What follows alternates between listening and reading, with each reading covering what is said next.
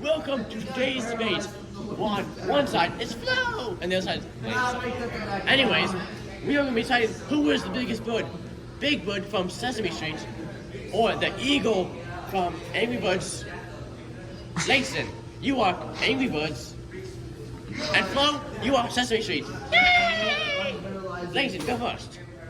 So, the Angry Birds bird is the biggest. Okay, Flo, your turn. It's beautiful. Big Bird is the biggest bird because not to mention, he is quite literally a big bird. He could overpower Elmo by stepping on him. Okay, Langston, your turn. Your turn.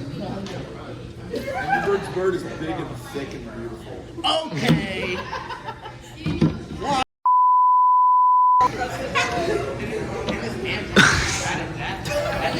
Can you explain why it's beautiful and thick?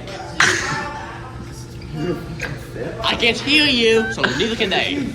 Because It's there. That's my answer. Culture, anyways, so just a unanimous Langston. I'm gonna do it. It was by unanimous voting. We say Flo wins because I like birds. And Langston, you suck.